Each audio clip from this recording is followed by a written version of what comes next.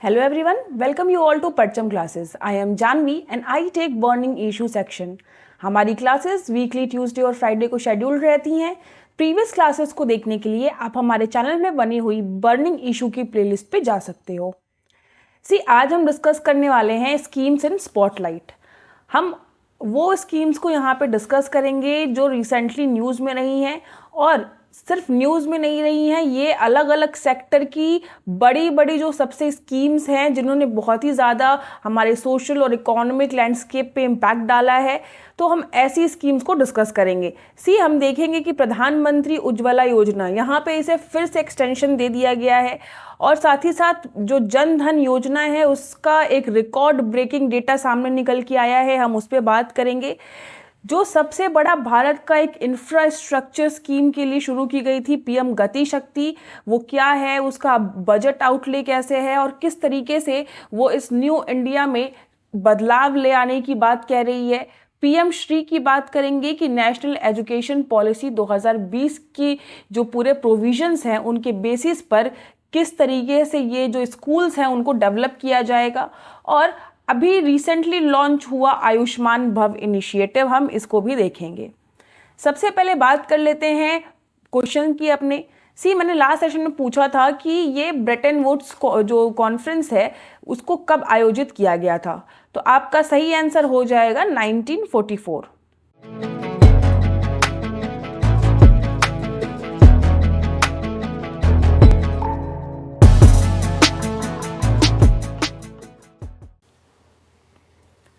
Next देखिए आयुष्मान भव। आयुष्मान भव कैंपेनिंग और साथ ही साथ आयुष्मान भव पोर्टल, इन दोनों की शुरुआत जो है, इन दोनों को लॉन्च किया गया है प्रेसिडेंट द्रौपदी मुर्मू के द्वारा। और साथ ही साथ कहाँ से लॉन्च किया गया है इसे? गुजरात से। इसका क्या मोटो है इस इनिशिएटिव का, इस कैंपेनिंग का? इसका मोटो है everyone together and leaving no one behind.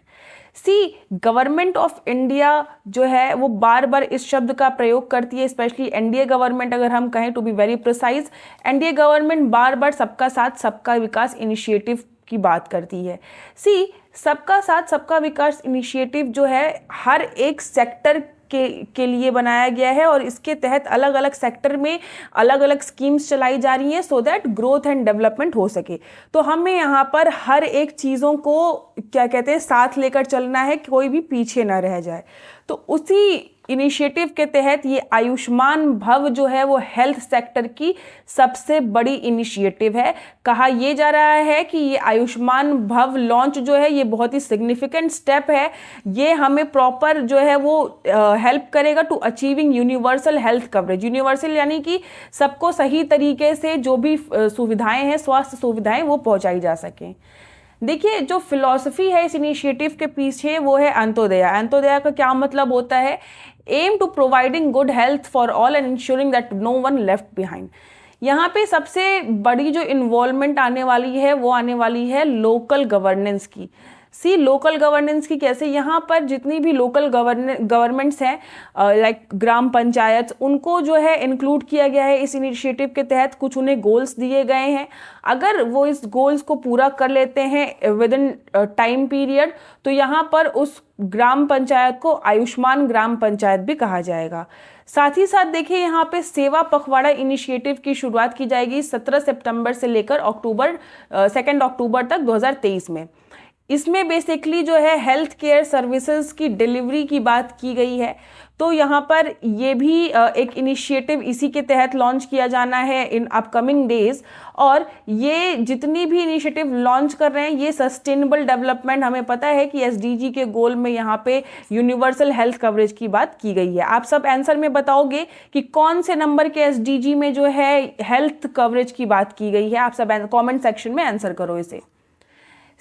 यहाँ पर आयुष्मान भव इनिशिएटिव के तहत आयुष्मान कार्ड्स, आभा आईडीज, ये सारी चीज़ें दी जाएंगी। साथ ही साथ यहाँ पर लोगों के बीच में नॉन कम्युनिकेबल डिजीज़, ट्यूबरक्लोसिस और सिकल सेल डिजीज़ को लेकर जो है अवेयरनेस फैलाई जाएगी सो दैट लोग और जो है ज़्यादा इसके बारे में अवेयर हों और बच सकें। हमें पता है कि ट्यूबरक्लोसिस के केसेस इंडिया में बहुत ही ज़्यादा बढ़ रहे हैं और यहाँ पे गवर्नमेंट इसे इरेडिकेट करना चाह रही है। यहाँ पर आयुष्मान भव प्रोग्राम 3 कंपोनेंट्स में जो है वो इम्प्लीमेंट किया जाएगा। 3 कंपोनेंट्स हैं इस प्रोग्राम के पूरे। पहला है आयुष्मान आपके द्वार 3.0, दूसरा आयुष्मान मेलाज लगाए जाएंगे हेल्थ एंड वेलनेस सेंटर्स में और साथ ही साथ कम्युनिटी हेल्थ क्लिनिक्स में, और आयुष्मान सभा होगी यहाँ पे हर विलेज और पंचायत में। तो यहाँ पर 3 इसके कंपोनेंट हैं, आपके द्वार, आयुष्मान मेलाज एंड आयुष्मान सभास। नेक्स्ट देखिए प्रधानमंत्री उज्ज्वला योजना। यहाँ पर आप देख सकते हैं कि प्रधानमंत्री उज्ज्वला योजना जो है इसका फाइनली इसका और एक्सपेंशन किया गया है। इसमें 75 लाख पुअर हाउस होल्ड को और जोड़ा गया है, और साथ ही साथ अब इसकी जो एस्टिमेटेड कॉस्ट इस स्कीम की है वो है 1650 करोड़ रुपीज़। कौन लॉन्च किया है इस स्कीम को? देखिए, इस स्कीम को लॉन्च किया गया था ministry of petroleum and natural gas द्वारा। 2016 में फॉर द फर्स्ट टाइम प्रधानमंत्री उज्ज्वला योजना की शुरुआत की गई थी। इसका मेन एम क्या था? इसका मेन एम था कि इंडोर पोल्यूशन, जिसकी वजह से आप ये देख सकते हो कि वुमेन्स यहाँ पर लकड़ियों का यूज़ करके जो खाना बनाती हैं, इससे कितना ज़्यादा पोल्यूशन होता है। कुछ कुछ आप देखोगे कि घर ऐसे होते हैं जहाँ पे प्रॉपर वेंटिलेशन भी नहीं है, तो उस एरियाज़ में आप समझ सकते होगे कि वेंटिलेशन नहीं है, ऊपर से जब ये फ्यूल्स यूज़ करके और ये डंग यूज़ करके आपका वुड्स की यूज़ से जब भी आग जलाई जाती है तो कितना ज़्यादा पोल्यूशन निकलता है।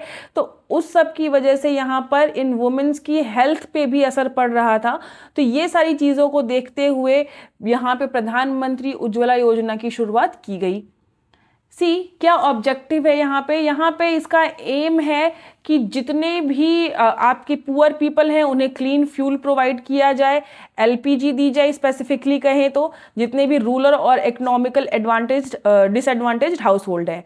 साथ ही साथ देखिए, अगर हमें इस स्कीम को अवेल करना है तो हम किस प्रोसेस के थ्रू जाएंगे? यहाँ पे एप्लीकेशन आपको फाइल करनी होगी ऑनलाइन या ऑफलाइन मोड में। प्राइमरी टारगेट यहाँ पे क्या रखा गया था 2016 का? देखिए, हम यहाँ पे शुरू से बात कर रहे हैं और प्रेजेंटली हम यहाँ पे 2016 की ही बात करें। 2016 में 8 करोड़ एलपीजी कनेक्शन देने की बात कही गई थी 2020 तक। कनेक्शन रजिस्ट्रेशन कैसे होगा? जो एडल्ट फैमिली की मेंबर रहेगी उसी के नाम पर यहाँ पे रजिस्ट्रेशन किया जाएगा। गवर्नमेंट कितनी सब्सिडी दे रही है? गवर्नमेंट इसमें 1600 रुपये की सब्सिडी पर कनेक्शन के हिसाब से देगी। साथ ही साथ जो इनिशियल रिफिल होगा और जो स्टोव होगा उसके कोई भी चार्जेस देने की आवश्यकता नहीं पड़ेगी। अगर हम वही बात करें कनेक्शन की, तो जो ऑयल मार्केटिंग कंपनीज हैं उन्हें डिपॉजिट फ्री कनेक्शंस देने के लिए कहा गया है। और अगर हम सब्सिडीज़ की बात करें तो यहाँ पर जितने भी आपके प्रधानमंत्री उज्ज्वला योजना से लिंक्ड कनेक्शन हैं वो सारे के सारे सब्सिडी अवेल करने के लिए एलिजिबल हो जाते हैं। मैक्सिमम सब्सिडी यहाँ पर 12 टाइम जो है आपको कनेक्शन लेने के बाद 12 टाइम के लिए सब्सिडीज आपको दी जाएंगी। सिलेंडर कैपेसिटी कितनी होगी? सिलेंडर की जो कैपेसिटी होगी वो होगी 14.2 किलोग्राम्स ईच। नेक्स्ट देखिए क्या क्या यहाँ पे क्राइटेरियाज कुछ दिए गए हैं। बेसिकली यहाँ पे 14 पॉइंट डिक्लेरेशन जिसमें कि सारी एलिजिबिलिटी क्राइटेरियाज बनाए गए थे। तो उसी में यहाँ पर देखिए जो एप्लीकेंट होनी चाहिए वो 18 साल की एटलीस्ट मिनिमम एज होनी चाहिए उसकी। उसके पास कोई और अलग से एलपीजी कनेक्शन नहीं होना चाहिए। उसके पास सिर्फ सिंगल एंड वन, अगर वो उज्ज्वला में चाहती है एनरोल करना तो उज्ज्वला का ही उसके पास वन एंड ओनली कनेक्शन होना चाहिए। अब देखिए किस किस अडल्ट वुमेन को, किस कैटेगरी के वुमेन्स को ये फैसिलिटी मिलेगी। तो जितनी भी एससी एसटी प्रधानमंत्री आवास योजना ग्रामीण के तहत जितनी भी औरतें इनरोल हैं, साथ ही साथ मोस्ट बैकवर्ड क्लास, अंत्योदय अन्न योजना, टी और एक्स टी गार्डन ट्राइब्स जितनी भी हैं, फॉरेस्ट डेवलपर्स जितने भी हैं, यहाँ पे वो लोग जो कि किसी आइलैंड या रिवर आइलैंड पे रह रहे हैं उन्हें ये सुविधा दी जाएगी। तो ये सारी लिस्ट थी। नेक्स्ट देखिए क्या बेनिफिट होगा। बेनिफिट एज वी नो यहाँ पे क्लीन कुकिंग का माध्यम प्रोवाइड होगा। जितनी भी महिलाएं हैं वुमेन एम्पावरमेंट यहाँ पे किया जाएगा। साथ ही साथ हेल्थ बेनिफिट बढ़ेंगे क्योंकि इंडोर का जो एयर पोल्यूशन है, इंडोर एयर पोल्यूशन कम होगी, एयर क्वालिटी और एनहेंस होगी। और इससे हम इन्वायरमेंटल कंजर्वेशन भी कर रहे हैं। कैसे? फायरवुड जो लकड़ियां काटने के लिए जंगल में जाते हैं हम उसे बचा सकते हैं। साथ ही साथ यहाँ पर लकड़ियों से हो रहा पॉल्यूशन उसको भी हम जो है यहाँ पे कर्ब कर सकते हैं। तो ये हो गए हमारे इन्वायरमेंटल बेनिफिट्स। नेक्स्ट देखिए 2016 में जब इस स्कीम की शुरुआत की गई थी यहाँ पे 8 करोड़ एलपीजी कनेक्शंस देने के साथ, तो यहाँ पर ये स्कीम काफ़ी सक्सेस रही। तो इसे जो है 2021 में फिर से रिलॉन्च किया गया, इसका न्यू फेज 2.0। अब इस 2.0 में यहाँ पे 10 मिलियन बेनिफिशियरीज को और ऐड किया गया। देन अगेन यूनियन बजट में भी जो यहाँ पे यूनियन बजट में भी इसका जो बजट एलोकेशन है उसे बढ़ा दिया गया था। साथ ही साथ यहाँ पे एक इम्पॉर्टेंट चीज़ हुई, यहाँ पे माइग्रेंट वर्कर को इंक्लूड किया गया। लास्ट जो अभी 2016 में जब ओरिजिनली ये स्कीम आई थी तो उसमें माइग्रेंट वर्कर्स इंक्लूड नहीं थे। तो उज्ज्वला 2.0 ने फाइनली यहाँ पे माइग्रेंट वर्कर्स को जो है इंक्लूड किया कि अब ये भी फ्री कुकिंग गैस का कनेक्शन ले सकते हैं। और साथ ही साथ यहाँ पर जो है उन्हें एड्रेस रिलेटेड डॉक्यूमेंट की ज़रूरत नहीं पड़ेगी।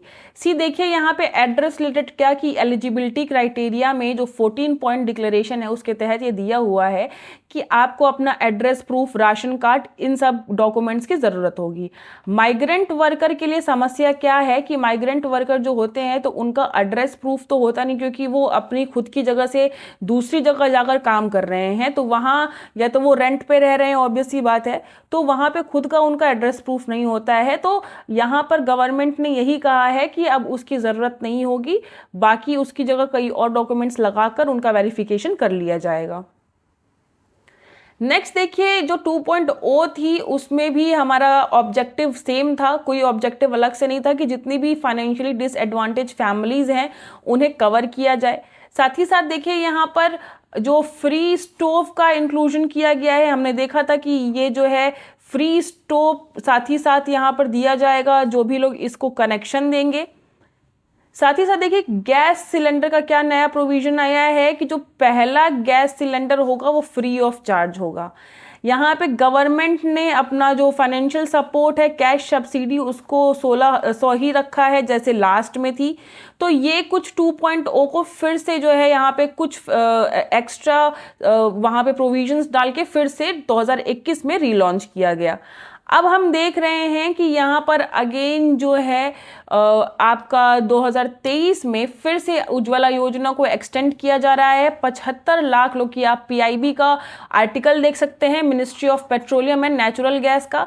तो फाइनली यहाँ पर जो है आप देख सकते हैं कि अब इस योजना के बाद जो 75 लाख बेनिफिशियरीज को ऐड करने की बात की जा रही है, तो ये मिलाकर टोटल नंबर जो है यहाँ पे प्रधानमंत्री उज्ज्वला योजना के तहत बेनिफिशियरीज का हो जाएगा 10.35 करोड़।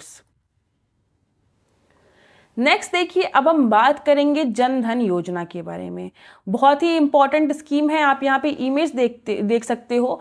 ये जो है आपका कह लो कि एक पॉपअप स्टोर टाइप का लगाया गया था आपका प्रवासी भारतीय दिवस के ओकेजन पर। प्रधानमंत्री जन धन योजना बहुत ही ह्यूज सक्सेस रही है। आप यहाँ पे आर्टिकल देखोगे द हिंदू का, इसमें बताया गया है कि जन धन योजना के तहत जो है यहाँ पे इंडिया में फाइनेंशियल इंक्लूजन जो है वो ग्राउंड रूट लेवल तक पहुंचा है। यहाँ पर 50 करोड़ से भी ज़्यादा बैंक अकाउंट्स जो है खोले गए हैं। कितने देखिए जन धन योजना का अभी नया डेटा सामने आया है जिसमें ये बताया गया है कि जन धन योजना के तहत जो यहाँ पे 50 करोड़ लोगों ने अकाउंट खोले हैं और जो डिपॉजिट हो गया है बैंक्स के अंदर सिर्फ जन धन योजना के तहत जो डिपॉजिट से पैसा आया है, आप इमेजिन नहीं करोगे, इट्स 2 लाख करोड़। तो यहाँ पे ह्यूज सक्सेस है इस स्कीम के लिए। और इस 50 करोड़ में से आप अगर देखोगे तो 55.5% वुमेन अकाउंट है और यहाँ पर 67% जो है ये अकाउंट्स रूरल और सेमी अर्बन यानी कि टियर 1 और टियर 2 टाउन्स जो हैं वहाँ पे खोले गए हैं। ये भी नहीं है कि ये जो 50 करोड़ का आंकड़ा है इसमें सब के सब सिर्फ अर्बन एरिया के, इसमें 67% जनता जो है वो रूरल और सेमी अर्बन एरियाज़ की है। तो यहाँ पर देखिए प्रधानमंत्री जन धन योजना जो है वो 2014 में लॉन्च की गई थी under national mission for financial inclusion. Bharat में हमें फाइनेंशियल इंक्लूजन बढ़ाना था। फाइनेंशियल इंक्लूजन का क्या मतलब होता है? फाइनेंशियल इंक्लूजन का मतलब होता है कि जो भी कंट्री साइड है, इंडिया की जितनी भी रूरल एरियाज है, वहां तक जो है हम अपनी बैंक की सर्विसेज को लेकर जाएं। बैंक, वहां के लोग भी बैंकिंग सर्विसेज का इस्तेमाल करें, अपने पैसे जो है अकाउंट में डिपॉजिट करें। आपने देखा होगा पहले के समय लोग पैसे अकाउंट में डिपॉजिट नहीं करते थे, अपने घर में ही कहीं छुपा के रख दिया, इस तरीके की चीजें। तो ये सब, यही हैबिचुअल चेंज लाने के लिए, बिहेवियरल चेंज लाने के लिए यहाँ पे सरकार काम कर रही है, national mission for financial inclusion, और इसी के तहत इस स्कीम को लॉन्च किया गया था। इसका कोर ऑब्जेक्टिव क्या था इस स्कीम का? Basically universal access to banking service. सभी को, जितने भी हाउस होल्ड हैं, जितने भी यहाँ पे आप कह लो कि रूरल एरिया में लोग रह रहे हैं, उनके अंदर जो है फाइनेंशियल लिटरेसी को प्रमोट करना, उन्हें डेबिट कार्ड, क्रेडिट कार्ड का एक्सेस हो, उनके पास इंश्योरेंस हो, पेंशन की सर्विसेज हो, ये सारी चीज़ों का यहाँ पे ध्यान रखा गया है, और यही इस स्कीम का मेन एम है। साथ ही साथ यहाँ पर देखिए डायरेक्ट बेनिफिट ट्रांसफ़र भी लॉन्च हुई थी। डायरेक्ट बेनिफिट ट्रांसफ़र से क्या, जितनी भी आप सेंट्रल गवर्नमेंट और लोकल बॉडीज़ की जितनी भी स्कीम हैं, बेनिफिट हैं, उनको आप डीबीटी के थ्रू जो है पा सकते हो। वो स्कीम जिसमें डायरेक्ट आपको मनी जो है आपके अकाउंट में पहुंचेगा।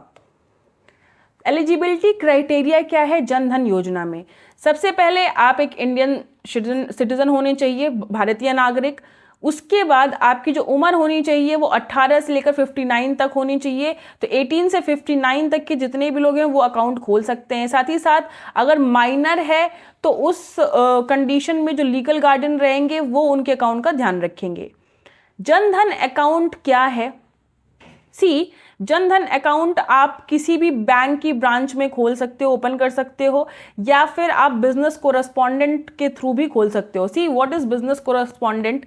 यहाँ पे बैंक मित्र का कंसेप्ट ले आया गया। आप सब मुझे बताओगे कि ये बैंक मित्र का कंसेप्ट क्या है?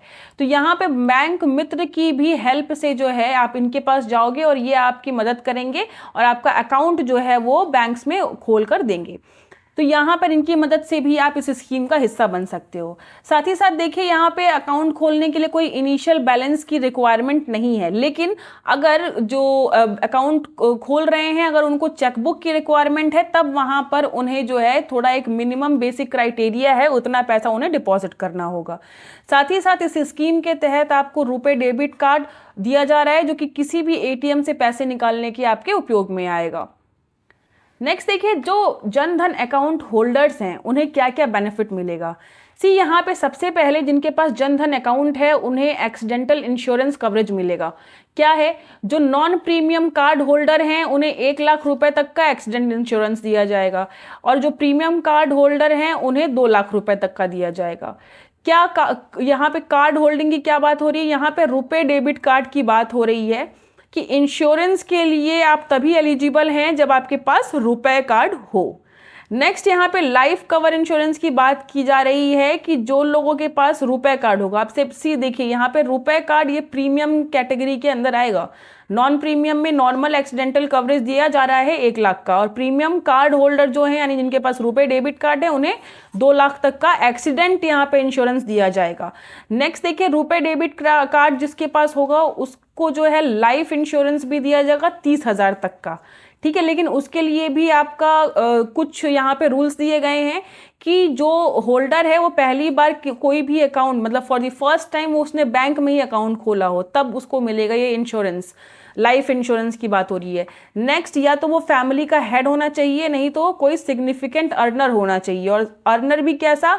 वो सेंट्रल या गवर्नमेंट सर्विसेज में ना हो, साथ ही साथ पब्लिक सेक्टर एम्प्लॉय ना हो, या फिर उसकी इतनी इनकम ना हो कि वो टैक्स देने के लिए एलिजिबल हो। तभी जो है इसको यहाँ पे लाइफ इंश्योरेंस का जो 30,000 का प्रोविजन है वो तभी उसको बेनिफिट अवेल होगा जब ये सारी क्वालिफिकेशन रिक्वायरमेंट वो पूरी करेगा। यहाँ पे ओवरड्राफ्ट फैसिलिटी क्या की गई है? यहाँ पे 10,000 तक की ओवरड्राफ्ट फैसिलिटी रखी गई है जो कि सिर्फ पूरे हाउस होल्ड में, पूरे घर में एक ही अकाउंट से 10,000 विड्रॉ किए जा सकते हैं। साथ ही साथ यहाँ पर 6 महीने का अकाउंट ट्रांजैक्शन, अगर 6 महीने तक आप लगातार उस अकाउंट को यूज कर रहे हो तो यहाँ पे 5,000 रुपए तक का लोन आप अप्लाई कर सकते हो। कितने तक का? 5,000 तक का लोन आप अप्लाई कर सकते हो। सी, ये सारे प्रोविजन बहुत ही इंपॉर्टेंट हैं। एक आधे प्रोविजन भी उठाकर क्वेश्चन में पूछ देता है, कंफ्यूजन हो जाती है, तो हमें डेटा बहुत ध्यान में रखना है। कितने लाख का कवरेज हुआ, प्रीमियम नॉन प्रीमियम में कितना एक्सीडेंटल इंश्योरेंस है, साथ ही साथ अगर रुपे डेबिट कार्ड रहेगा तो क्या उसको लाइफ इंश्योरेंस मिलेगा तो कितने तक का मिलेगा, तो ये सारी चीजें आप ध्यान दीजिएगा।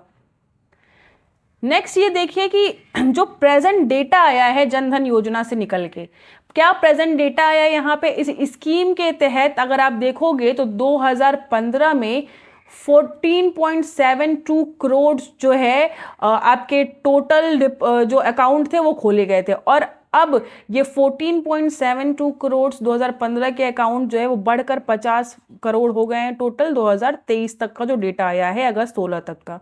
नेक्स्ट यहाँ पे अगर आप डिपॉजिट की बात करोगे तो 2015 में 15,670 करोड़ डिपॉजिट देखा गया था, वो बढ़कर 2023 अगस्त का डेटा तक 2 लाख करोड़ जो है हो गया है। एवरेज डिपॉजिट की बात करें तो ये 3.8 टाइम्स इंक्रीज हुआ है 2015 के। अगर आप बात करोगे 2015 में एवरेज डिपॉजिट जो था वो 1,065 रुपीज़ था, और अब अगर आप एवरेज डिपॉजिट देखोगे तो ये हो चुका है 4,063 रुपीज़। नेक्स्ट में हम बात करें तो 34 करोड़ रुपए कार्ड जो है इशू किए गए हैं, जिसके अंदर 2 लाख का इंश्योरेंस कवर है। तो आप सोचिए कि कितने लोगों ने इस बेनिफिट को अवेल किया। साथ ही साथ जो जीरो बैलेंस अकाउंट खोलने के इसमें प्रोविजंस थे, तो पहले क्या था कि देखिए जीरो बैलेंस अकाउंट का क्या है, जीरो बैलेंस अकाउंट का ये होता है कि जिनके पास उतनी फाइनेंशियल आप कह लो कि वो स्ट्रांग नहीं है, तो उनके लिए ये बनाया गया था कि आपको कोई भी मिनिमम बैलेंस जमा नहीं करना होगा, आप डायरेक्ट जो है जीरो बैलेंस पे अकाउंट खोल सकते हो। तो सी, यहाँ पर देखा ये गया है कि ये जो आंकड़ा है ये 58% था जीरो जो बैलेंस वाले पर्सन से जो जीरो बैलेंस के साथ अकाउंट खोल रहे थे, और इसमें हमने देखा है कि 8% से जो है गिरावट देखने को आई है, यानी अब लोग जीरो बैलेंस अकाउंट कम खोल रहे हैं। मेनली लोग अकाउंट खोल रहे हैं उसमें अपना मिनिमम एक बैलेंस जमा कर रहे हैं, यानी कि हर मोस्टली लोग चेकबुक्स भी ले रहे हैं। तो आप देखोगे कि इससे आपको एक इकोनॉमिक लेवल भी पता चलेगा कि लोग धीरे धीरे लोगों के पास पैसा बढ़ रहा है, क्योंकि हम देख सकते हैं कि जीरो बैलेंस खोलने की जो नंबर है, परसेंटेज है, वो गिर रहे हैं। नेक्स्ट देखिए, फाइनली यहाँ पर अगर हम डीबीटी की बात करेंगे तो डीबीटी बेसिकली एक पीपल सेंट्रिक इनिशिएटिव है। ठीक है, डीबीटी हम जानते हैं कि जब से डायरेक्ट बेनिफिट ट्रांसफ़र आया है, इसकी वजह से जो सेंट्रल और गवर्नमेंट स्कीम्स हैं वो लोगों तक डायरेक्ट पहुंच रही हैं, जो पैसा है वो लोगों तक डायरेक्ट पहुंच रहा है। तो डीबीटी का भी कंट्रीब्यूशन प्रधानमंत्री जन धन योजना को इस लेवल तक ले आने में क्या कहते हैं काफ़ी ज़्यादा रहा है, और साथ ही साथ इसने जो अंडर प्रिविलेज्ड लोग हैं सोसाइटी के, उसे जो है बाहर उस कंडीशन से निकालने में बहुत ही ज़्यादा हेल्प करी है। नेक्स्ट देखिए, हम बात करने वाले हैं गति शक्ति योजना की। सी, गति शक्ति योजना क्यों न्यूज़ में है? देखिए यहाँ पे पीआईबी का आर्टिकल आप देख सकते हो। यहाँ पे नेटवर्क प्लानिंग ग्रुप की जो है 55th मीटिंग हुई, और इसमें पीएम गति शक्ति के अंदर 6 नए इंफ्रास्ट्रक्चर प्रोजेक्ट्स का जो है उसमें इंक्लूजन किया गया है। और इसी के साथ जो है अभी तक का अगर हम गति शक्ति में टोटल बजट देखें तो यहाँ पे 11 लाख करोड़ रुपए तक का काम करने की बात कही जा रही है इस 6 प्रोजेक्ट को इन्वॉल्व करके, और इसी के साथ 106 प्रोजेक्ट का टोटल नंबर जो है यहाँ पे बन गया है, जो कि पीएम गति शक्ति के अंदर चलाए जा रहे हैं। सी, इस बार की जो मीटिंग रही है basically whole of the government यहाँ पे यही दिया गया है कि ये जो हम मिनिस्ट्रीज और डिपार्टमेंट के बैरियर्स हैं, हम पीएम गति शक्ति इनिशिएटिव में ऐसे काम नहीं कर रहे हैं। यहाँ पे कोई भी मिनिस्ट्री नहीं है, कोई भी डिपार्टमेंट नहीं है। एफिशिएंसी रहे, इफेक्टिवली हर एक प्रोजेक्ट की इम्प्लीमेंटेशन हो, इसके कारण से यहाँ पे जितनी भी जो भी मिनिस्ट्रीज इन्वॉल्व रहेंगी वो सभी जो है प्रॉपर कोलैब करेंगी और आपस में कंट्रीब्यूट करके इस पीएम गति शक्ति को जो है इम्प्लीमेंट करेंगी। देखिए, पीएम गति शक्ति को आप नेशनल इंफ्रास्ट्रक्चर पाइपलाइन से कंफ्यूज मत करना। यहाँ पर दो चीज़ें अनाउंस की गई थी गति शक्ति के पहले, नेशनल इंफ्रास्ट्रक्चर पाइपलाइन और नेशनल मोनेटाइजेशन पाइपलाइन। यहाँ पे आप गति शक्ति की मेन वेबसाइट की पिक्चर देख रहे हो, तो यहाँ पे आप सीधे देख सकते हो कि जो नेशनल इंफ्रास्ट्रक्चर पाइपलाइन है, बेसिकली इसके तहत भारत के नागरिकों को वर्ल्ड क्लास इंफ्रास्ट्रक्चर प्रोवाइड करने की बात कही जा रही है। अब इस नेशनल इंफ्रास्ट्रक्चर पाइपलाइन की जो कमिटमेंट है इसको पूरा करने के लिए यहाँ पे पीएम गति शक्ति योजना को लॉन्च किया गया है। तो ये बात समझिए कि ये जो बेसिकली गति शक्ति है वो नेशनल जो आपका इंफ्रास्ट्रक्चर पाइपलाइन है और जो मोनेटाइजेशन पाइपलाइन है उसके बीच में कोऑर्डिनेशन का काम करेगी, और जितने भी इंफ्रास्ट्रक्चर प्रोजेक्ट्स बनाए जाने हैं इसके तहत, नेशनल इंफ्रास्ट्रक्चर पाइपलाइन के तहत, उसके ये इम्प्लीमेंटेशन में और उसके जो काम है उसको और एनहेंस करने का काम करेगी। क्या क्या नए प्रोजेक्ट हैं? यहाँ पे देखिए, आप 3 जो है यहाँ पे रेलवे लाइंस के रेलवे रूट के प्रोजेक्ट निकाले गए हैं। सबसे पहला है आपका वेस्ट बंगाल से उड़ीसा झारखंड होते हुए ये ग्रीनफील्ड रेलवे है। आप मुझे एक चीज़ बताएंगे कि ग्रीन फील्ड और ब्राउन फील्ड जो प्रोजेक्ट होते हैं उन दोनों के बीच में बेसिक डिफरेंस क्या होता है ग्रीन फील्ड और ब्राउन फील्ड प्रोजेक्ट पे? देखिए, पहला है West Bengal Orissa Jharkhand greenfield railway line. ठीक है, बेसिकली ये इन तीनों राज्यों से पास होकर ये रूट निकलेगा। दूसरा है उड़ीसा में ही एक और हम अल्टरनेटिव रेलवे लाइन लगाने वाले हैं। यहाँ पे गुजरात के अंदर ग्रीनफील्ड रेलवे लाइन न्यू बनाने की बात की जा रही है, लेकिन इसका क्या इसका उपयोग है, इसका यूज़ क्या है? ठीक है, देखिए, ये रेलवे लाइन हेल्प करेगी कनेक्टिविटी में, एक क्षेत्र से दूसरे क्षेत्र को जोड़ेगी और साथ ही साथ हमारा ट्रैवल जो है वो और जो है आसान करेगी, और साथ ही साथ जो टाइम ट्रैवल है उसको भी कट करेगी। अब ये जो रेलवे लाइन से अगर ये बनती हैं तो इनसे क्या होगा कि जो हम जानते हैं कि ये जो उड़ीसा वेस्ट बंगाल झारखंड का जो रीजन है वहाँ पर हमको कितने ज़्यादा स्टील सीमेंट इन सब चीज़ों के कोल के जो है प्लांट्स देखने को मिलते हैं।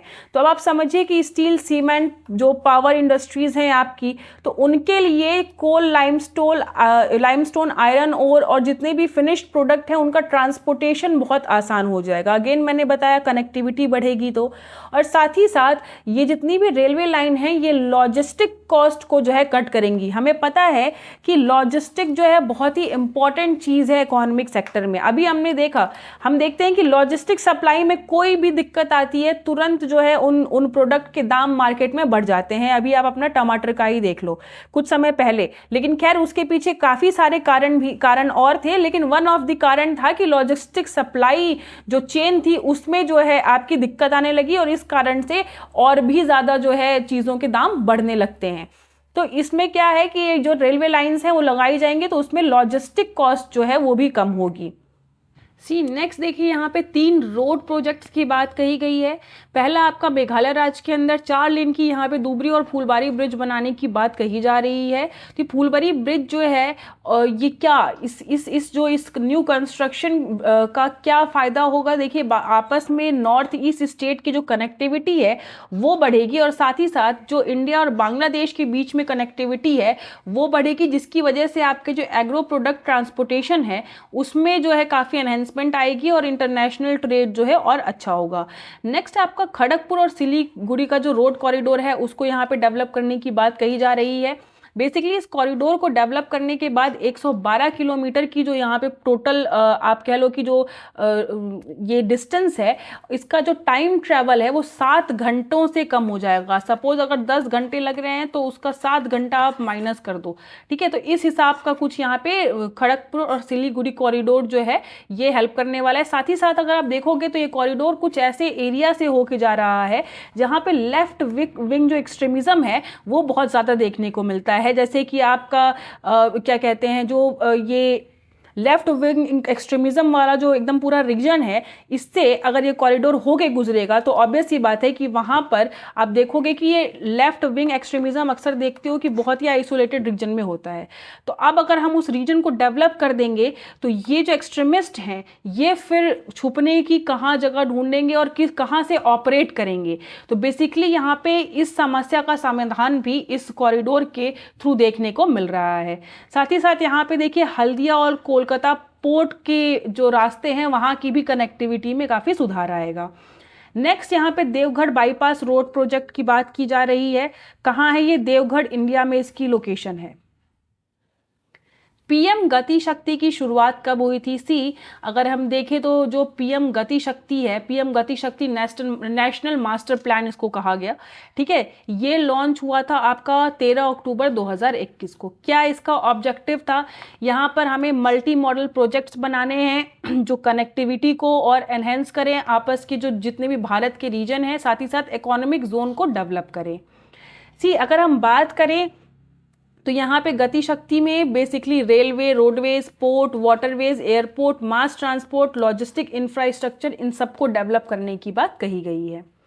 ये भी जो कहा गया है कि पीएम गति शक्ति जो है निरंतर जो है नेशनल इंफ्रास्ट्रक्चर पाइपलाइन के साथ काम करेगा। तो मैंने इन दोनों के बीच का डिफरेंस और किस तरीके से गति शक्ति इंफ्रास्ट्रक्चर पाइपलाइन से कनेक्ट है वो भी मैंने आपको समझा दिया था।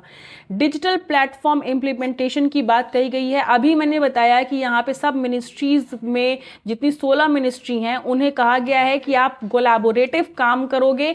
आप अपने अपने मिनिस्ट्रीज का कि ये नहीं देखोगे कि इस मिनिस्ट्री का ये काम है, इस मिनिस्ट्री का ये काम है। पीएम गति शक्ति के अंदर जो भी प्रोजेक्ट रहेगा वो सब मिनिस्ट्रीज की रिस्पॉन्सिबिलिटी इक्वली रहेगी। तो यहाँ पे हमें कोलैबोरेटिव एफर्ट करके इन 16 मिनिस्ट्रीज को जो है साथ में लेकर काम करना है। इसके लिए यहाँ पर एक डिजिटल प्लेटफॉर्म भी बनाया गया है सो दैट जितनी भी चीज़ें हैं उन्हें कोऑर्डिनेट करने में आसानी रहे और मॉनिटर कर सकें जितने भी प्रोजेक्ट्स चलाए जा रहे हैं।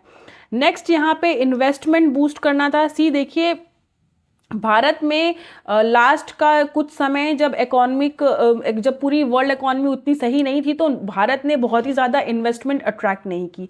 अब क्या है कि ये इंफ्रास्ट्रक्चर डेवलप करके यहाँ पर प्रॉपरली जो है हर एक चीज़ को, बिजनेस एनवायरनमेंट को ठीक करना है सो दैट ज़्यादा से ज़्यादा जो इन्वेस्टमेंट है वो हमारी कंट्री में आए। क्या क्या करेंगे हम? पीएम गति शक्ति के थ्रू जब लॉन्च हुई थी यहाँ पे 300 कार्गो टर्मिनल डेवलप करने की बात कही जा रही थी with the help of public private and partnership. See, क्या है पब्लिक प्राइवेट पार्टनरशिप? यहाँ पर देखिए जो प्राइवेट आपका क्लाइंट है और जो गवर्नमेंट है ये दोनों मिलकर जो है किसी एक प्रोजेक्ट में आपका काम करेंगी। अब यहाँ पे डिपेंड कर सकता है कि उस प्रोजेक्ट में से कितना शेयर, सपोज करिए 51% प्राइवेट के पास भी हो सकता है और बाकी बचे हुए गवर्नमेंट के पास भी हो सकते हैं। ये जो शेयर डिवीजन है ये प्रोजेक्ट वाइज डिपेंड करेगा कि कौन किस तरीके से ऑपरेट कर रहा है, लेकिन पब्लिक प्राइवेट पार्टनरशिप से आप यही समझिए कि यहाँ पे एक प्राइवेट एंटिटी और यहाँ पे आपकी गवर्नमेंट ऑफ इंडिया ये मिलके जो है काम कर रहे हैं। नेक्स्ट यहाँ पे 1.25 लाख्स को क्रिएट करने की बात कही जा रही है। नेक्स्ट यहाँ पर देखिए केंद्रीय विद्यालय और की जो ज़मीनें हैं, सी बात समझिए यहाँ पर हमें पता है, आप सब अपने अपने शहरों में जहाँ भी रहते होंगे देखते होंगे कि रेलवे के पास जो है बहुत ही ज़्यादा ज़मीन है। तो रेलवे का जो पूरा आप कह लो कि रेलवे जो है भारत की वो बहुत ही ज़्यादा रेवेन्यू जनरेट करके देने वाली एक संस्था है। तो यहाँ पर रेलवे के अंदर बहुत सारी ज़मीनें आती हैं। तो समय समय पर जब भी किसी प्रोजेक्ट को इम्प्लीमेंट करना होता है तो सरकार ये ज़मीनों को लीज पर लेती है या फिर आपका कह लो कि नॉर्मल जो है इन्हीं के ऊपर इंफ्रास्ट्रक्चर बनाती है। तो यहाँ पर क्योंकि वो ज़मीनें महंगी थी तो यहाँ पर इनकी जो नॉमिनल फीस है उसे ₹1 पर स्क्वायर किलोमीटर कर दिया गया है पर एनएम का। और फाइनली यहाँ पर जो 6% की आपकी जो लीज फीस लगती थी उसे घटाकर 1.5% पर एकड़ कर दिया गया है। और अब इन लैंड्स पर आपके केंद्रीय विद्यालय और कई सारे पीपीपी मॉडल के जो है हॉस्पिटल्स और इंफ्रास्ट्रक्चर प्रोजेक्ट जो है किए जाएंगे। नेक्स्ट यहाँ पर देखिए अब जो रेलवे की लैंड है उसे रिन्यूएबल एनर्जी के लिए भी इस्तेमाल किया जा सकता है, जैसे कि सोलर पार्क बनाना हो, सीवेज सिस्टम या वाटर ट्रीटमेंट फैसिलिटी अगर आपको बनानी हो तो आप रेलवे की ज़मीन का इस्तेमाल कर सकते हैं।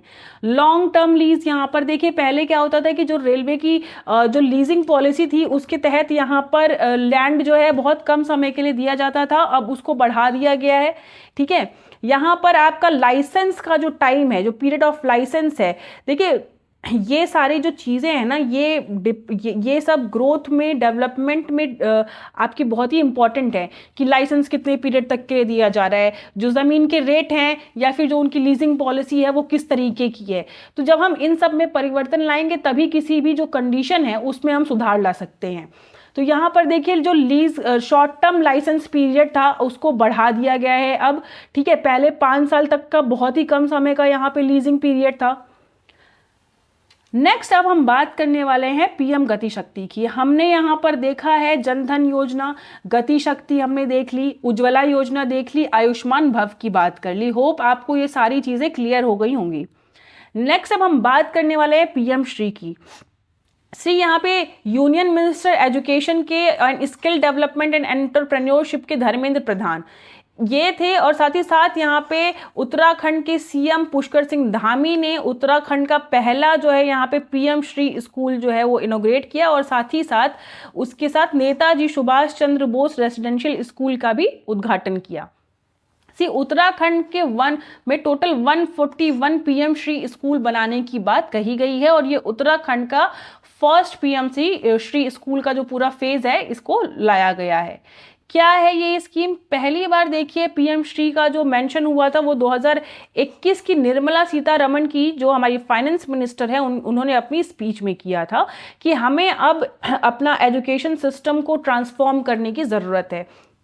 फिर हम देखते हैं कि अगली साल 7 सितंबर 2022 तक इस स्कीम को जो है कैबिनेट अप्रूव कर देती है, जिसके तहत 14,597 स्कूल्स को चुना जाता है, जो कि central government, state, union territory या फिर लोकल बॉडीज द्वारा देखे जा रहे हैं, मैनेज किए जा रहे हैं। और इन सारे 14,000 स्कूलों को जो है रीडेवलप किया जाएगा अकॉर्डिंग टू NEP 2020।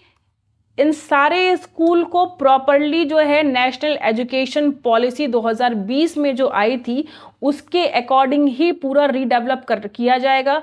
यहाँ पर 18 लाख कहा जा रहा है, 18 लाख स्टूडेंट डायरेक्टली इस स्कीम से बेनिफिट होंगे। क्या है इसके की फीचर हम देखेंगे, क्या यहाँ पे ट्रांसफॉर्मेशन लाने की बात कही जा रही है। सबसे पहले तो यहाँ पे इंफ्रास्ट्रक्चर पे काम होगा और फैसिलिटीज़ प्रोवाइड कराई जाएंगी।